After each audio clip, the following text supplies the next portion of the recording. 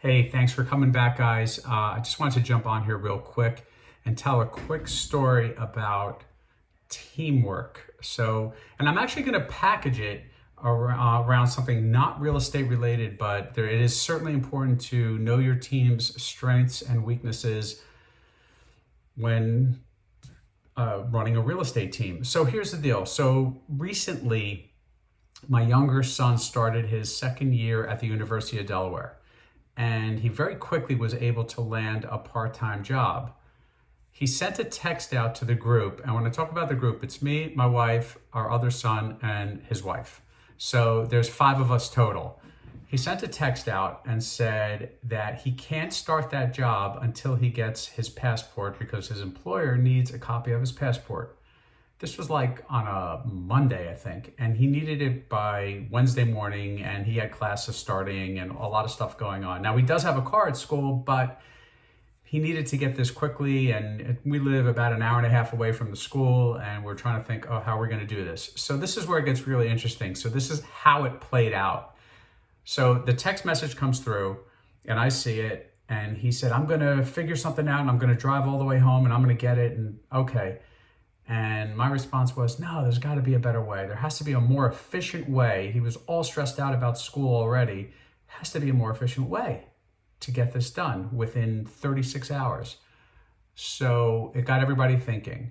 So my wife comes home from work and she said, okay, so step 1 was me, right? Saying, all right, everyone, let's think about this. Step 2 was my wife came home from work and said, I know exactly where that passport is because my son wasn't actually sure.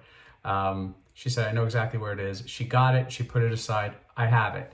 Then my other son said, I could stop by your house later in the afternoon or the next morning, something like that. And I could pick it up and take it home with me. And we're like, okay, great. My son's wife, Samantha, works in Delaware.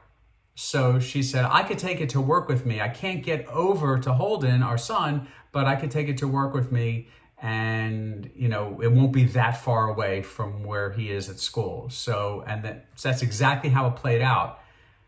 I planted the idea in their heads. Martine found it. Mason picked it up and delivered it to took it home. And Samantha then took it to work with her the next morning. And then at some point that afternoon, after he was done with his classes, Holden was able to swing by Samantha's work, pick it up, and then he had it so he can give it to his new employer. So it literally took a team of 4 to basically handle this group, which was 5 of us total, to get it done. So I thought that it was a really interesting little anecdote and how everybody's roles just kind of fell into place, all knew what the other person was capable of, and we put it together. So I thought that was a really interesting way that played out. It made me think about my business and real estate in general and how, we all have strengths and weaknesses. We all kind of know or should know what the other people on our team are doing and what they're capable of doing and play into those strengths. All right, have a great day.